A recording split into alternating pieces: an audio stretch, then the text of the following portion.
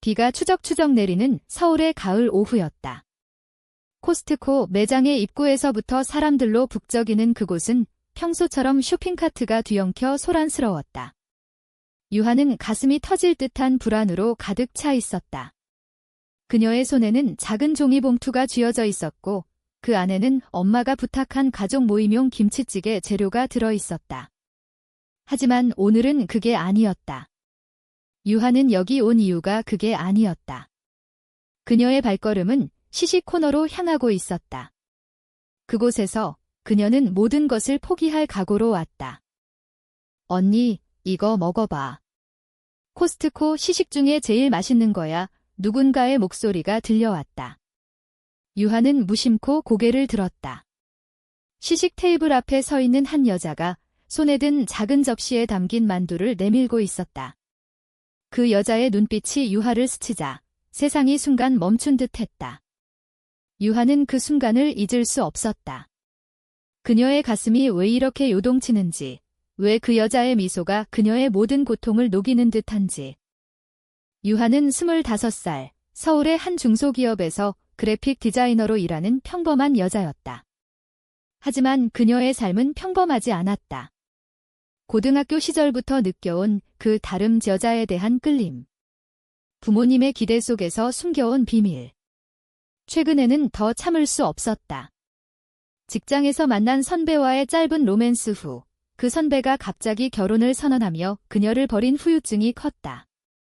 유하야, 나한테는 가족이 더 중요해.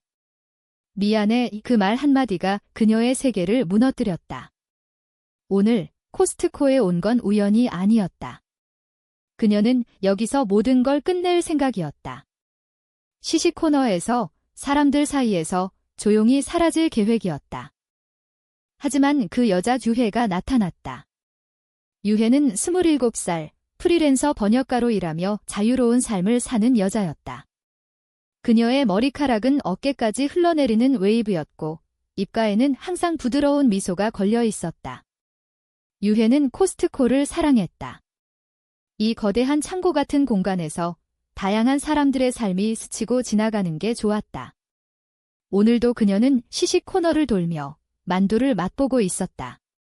이 만두, 진짜 한국식이에요. 고기 대신 채소가 듬뿍 들어갔어요. 그녀가 유하에게 말한 그 말은 단순한 시식 추천이 아니었다. 유하의 창백한 얼굴과 떨리는 손을 본 유해의 직감이 작동한 거였다.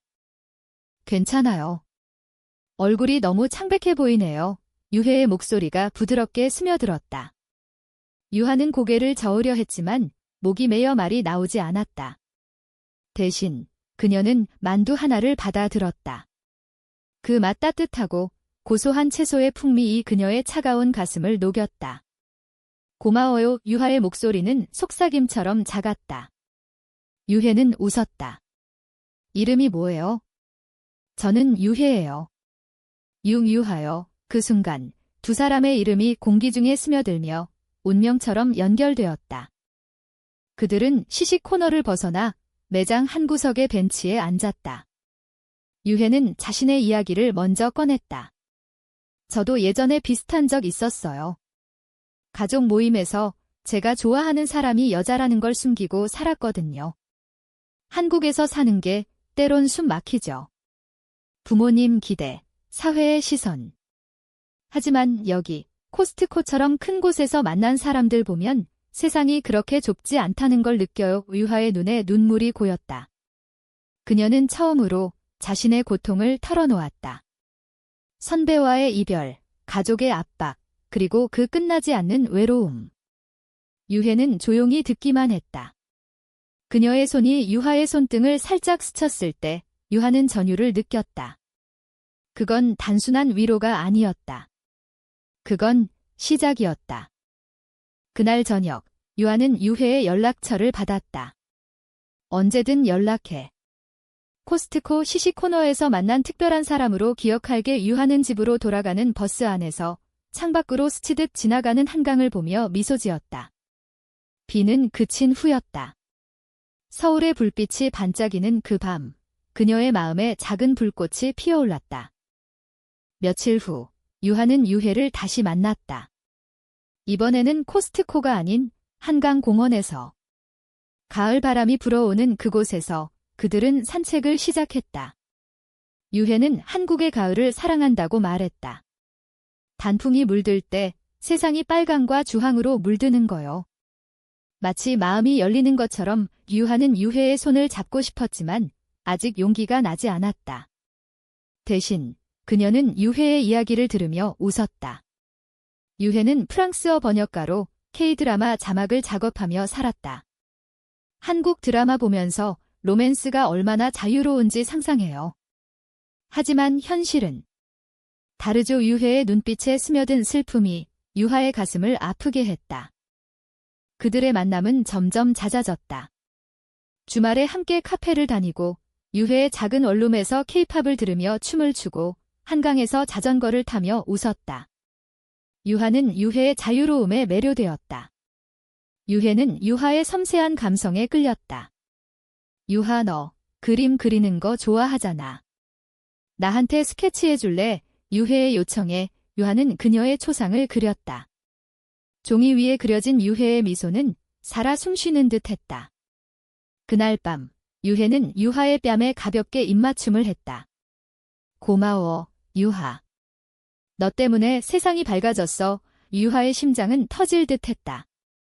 그건 키스가 아니었지만 사랑의 시작이었다. 하지만 행복은 오래가지 않았다. 유하의 가족이 문제였다. 유하의 부모님은 전통적인 한국 가정의 전형이었다. 아버지는 공무원, 어머니는 주부. 딸아, 이제 결혼 생각할 때야. 이웃집 영섭이 아들, 좋은 사람이라고 어머니의 말에 유하는 속이 메스꺼웠다. 그녀는 유해를 숨겼다. 엄마, 아직 안 돼요. 하지만 속으로는 유해와의 미래를 꿈꿨다. 유해도 마찬가지였다. 그녀의 가족은 이혼 후 재혼한 아버지와 엄격한 기독교 신앙의 어머니였다. 레즈비언. 그건 죄야. 어머니의 말은 유해의 상처였다. 그럼에도 그들은 서로를 지켰다. 겨울이 다가오자 그들의 관계는 깊어졌다. 크리스마스 이브, 유해는 유하를 명동으로 데려갔다. 눈이 내리는 거리에서 그들은 핫초코를 마시며 손을 잡았다. 유하, 나랑 같이 살자. 작은 아파트에서 매일 코스트코 가서 시식만 먹고 유해의 농담에 유하는 웃었다. 하지만 그 웃음 뒤에는 두려움이 있었다. 사회의 시선, 가족의 압력. 한국에서 사는 게, 사랑하는 게 이렇게 힘들 줄이야. 새해가 밝았다. 서울의 겨울은 혹독했다. 유하와 유해는 여전히 서로를 향한 마음으로 버티고 있었다. 하지만 현실은 그들의 로맨스를 시험했다. 유하의 직장에서 새로운 프로젝트가 시작되었다. 팀 리더가 된 유하는 바쁜 나날을 보냈다. 유하 씨, 요즘 피곤해 보이네. 연애 중인가 봐. 동료의 장난에 유하는 얼굴이 붉어졌다. 아니에요. 오빠. 그녀는 유해를 숨겼다. 유해도 마찬가지였다. 프리랜서 생활은 자유로웠지만 불안정했다. 유하야, 나 이번 달에 일 떨어져서 힘들어. 유해의 전화 목소리에 유하는 서둘러 코스트코로 달려갔다. 그곳 시식 코너에서 그들은 다시 만났다. 이 샘플, 내가 좋아할 맛이야. 유해가 내민 치킨 너겟은 그들의 작은 행복이었다. 그들의 사랑은 일상 속에서 피어났다. 주말에 함께 한식당에 가서 비빔밥을 먹고 유해의 집에서 한국 드라마를 보며 울고 웃었다. 이 드라마 여주인공처럼 우리도 행복할 수 있을까? 유하의 물음에 유해는 고개를 끄덕였다. 물론이야. 한국 문화가 변하고 있잖아. K-팝 아이돌들도 이제 다양성을 이야기해. 하지만 그 말은 위로일 뿐이었다. 실제로 그들은 길거리에서 손을 잡는 걸 꺼렸다. 서울의 번화가에서도 동성애에 대한 시선은 여전히 차가웠다. 어느 날 유하의 어머니가 갑자기 방문했다. 딸아, 왜 요즘 안 보이니? 남자친구 생겼어. 어머니의 눈빛에 유하는 당황했다. 아니에요, 엄마. 바빠서. 하지만 어머니는 포기하지 않았다. 이번 주말에 영섭이랑 만나봐. 좋은 인연이야 유하는 속으로 울부짖었다. 그날 밤 유혜에게 전화했다. 유혜야, 나 어떡해. 가족이 너무 압박해. 유혜의 목소리는 차분했다. 유하, 나 믿어. 같이 이겨내자. 우리 사랑이 진짜니까. 봄이 왔다. 벚꽃이 피는 여의도 공원에서 그들은 피크닉을 했다. 유혜가 준비한 김밥과 유하가 그린 스케치북. 이 그림, 우리 둘이야. 영원히 유하의 말에 유혜는 눈물을 글썽였다. 그날 그들은 처음으로 제대로 키스했다. 부드럽고 따뜻한 그 순간은 세상의 모든 고통을 잊게 했다. 하지만 그 행복은 오래가지 않았다. 유혜의 어머니가 유혜의 휴대폰을 확인하고 유하와의 메시지를 발견했다. 이게 뭐야? 여자랑. 너 미쳤어. 어머니의 분노가 폭발했다. 유혜는 집을 나왔다. 엄마, 저 사랑해요. 그게 죄라면 저는 죄인입니다. 유혜의 위기는 유하를 더 단단하게 만들었다. 유하는 직장에서 휴가를 내고 유혜를 위로했다. 유혜야, 나랑 같이 살아. 부모님께 말할게. 하지만 유하는 아직 준비가 안 됐다. 그녀의 가족은 더 보수적이었다. 아버지는 가족의 명예를 최우선으로 여겼다. 유하의 오빠는 이미 결혼해 아이를 낳았고 유하는 가장의 기대를 짊어지고 있었다. 그럼에도 그들은 함께 살기로 결심했다. 유혜의 원룸에서 작은 가구를 사며 새로운 삶을 꾸렸다. 여름이 다가오자 그들의 관계는 시험대에 올랐다. 유하의 회사에서 LGBT 인권 세미나가 열렸다. 유하는 참석했다. 한국 사회에서 동성애는 여전히 금기지만 변화의 물결이 일고 있습니다. 연사의 말에 유하는 용기를 얻었다. 그녀는 유혜에게 말했다.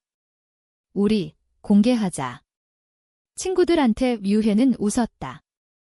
좋아.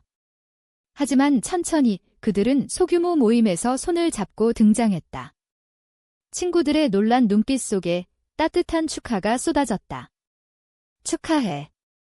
너희들 잘 어울려. 하지만 충돌은 피할 수 없었다. 유하의 어머니가 유하의 집을 방문해 유혜의 물건을 발견했다.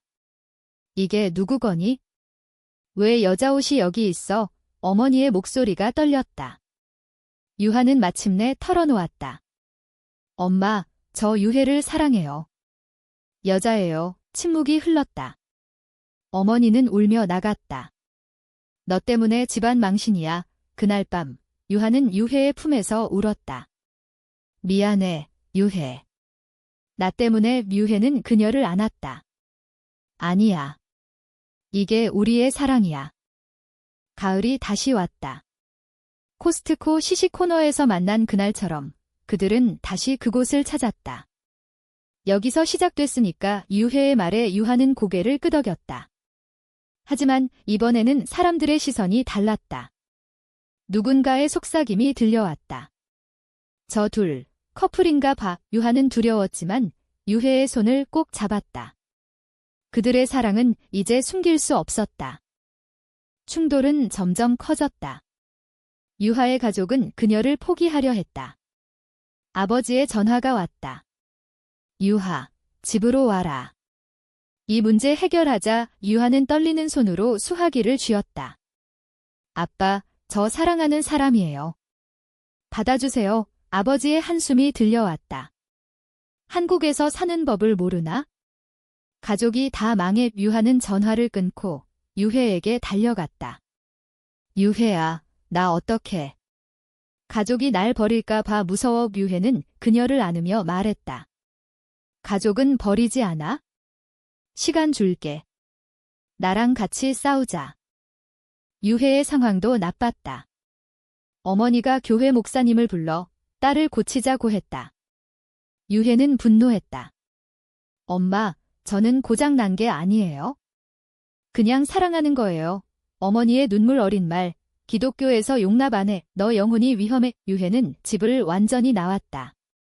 그녀의 작은 짐을 들고 유하의 아파트로 왔다. 이제 우리 둘이야.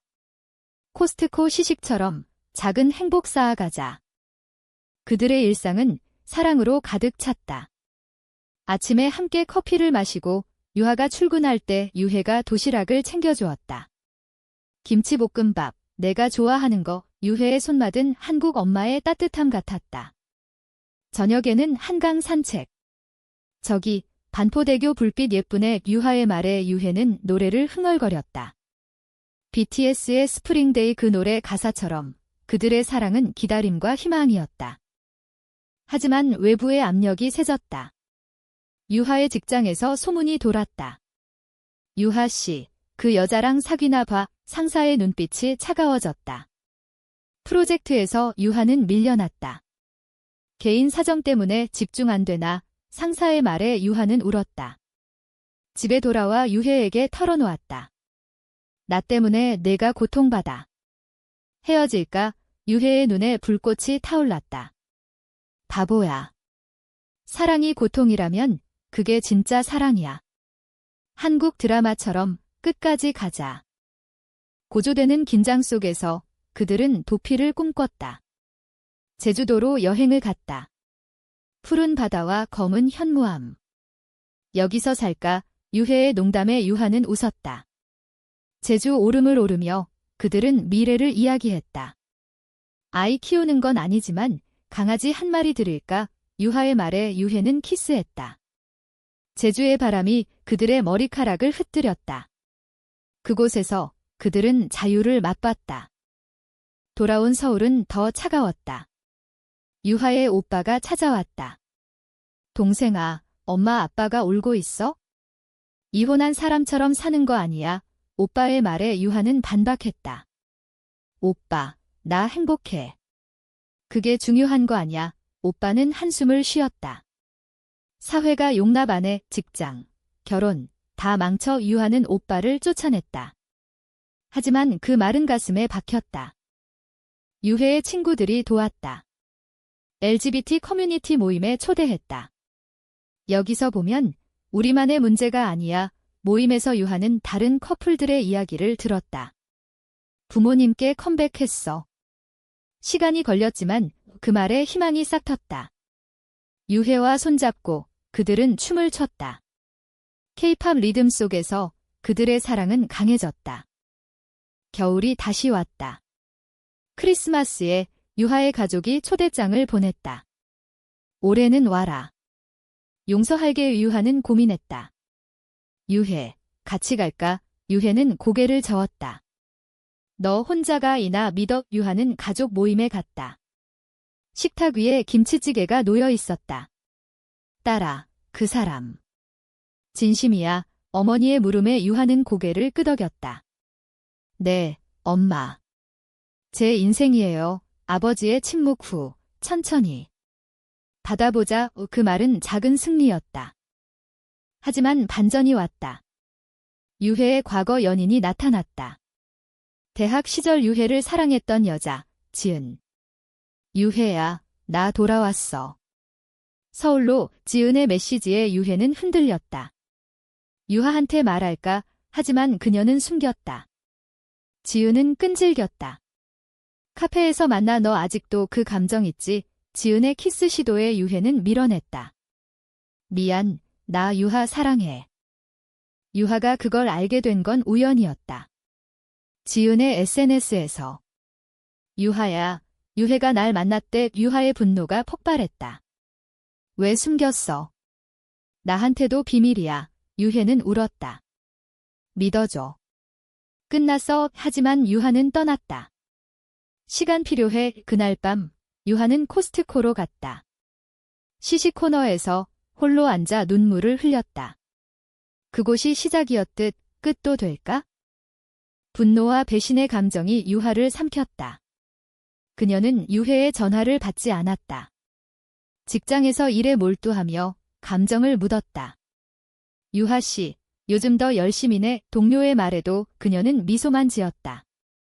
하지만 밤이 되면 유해의 미소가 떠올랐다. 왜 그랬어? 나를 사랑한다면서. 유하는 한강 다리 위를 걸었다. 추운 겨울바람이 그녀의 뺨을 스쳤다. 한국의 겨울은 외로움을 증폭시켰다. 유해는 후회로 괴로웠다. 바보같이 왜 숨겼지? 그녀는 지은에게 명확히 말했다. 끝이야. 나 유하만 사랑해. 지은은 울며 떠났다. 행복하길 유해는 유하의 직장 앞에서 기다렸다. 유하야, 제발 봐줘. 하지만 유하는 지나쳤다. 그 순간 유해의 가슴이 찢어졌다. 그녀는 코스트코로 갔다. 시시 코너에서 그들이 처음 만난 자리에 앉아 울었다. 유하. 미안해. 시간이 흘렀다. 설날이 지났다. 유하의 가족은 그녀를 다시 불렀다. 딸아, 돌아와. 그 사람 없이도 살 수 있어. 하지만 유하는 거부했다. 아니에요. 저 제 삶을 살게요. 어머니의 눈물, 너 때문에. 하지만 내 행복이 먼저야. 가족의 변화는 작았지만 컸다. 유하는 용기를 얻었다. 그녀는 유해에게 메시지를 보냈다. 만나자. 한강에서. 그 만남은 고통스러웠다. 유해야, 왜 날 배신했어? 유하의 물음에 유해는 무릎 꿇었다. 배신 아니야. 두려웠어. 잃을까 봐. 눈물이 섞인 그들의 대화는 밤새 이어졌다. 나도 두려웠어. 하지만 사랑이니까 용서할게. 유하의 말에 유해는 안겼다. 고마워. 다시 시작하자. 그날 그들은 다시 키스했다. 한강의 달빛 아래 그들의 사랑은 재탄생했다. 배신의 상처는 치유되지 않았다. 하지만 그들은 상담을 받았다. 서울의 LGBT 센터에서. 커플 상담, 도와줄게요. 상담사의 말에 그들은 고마워했다.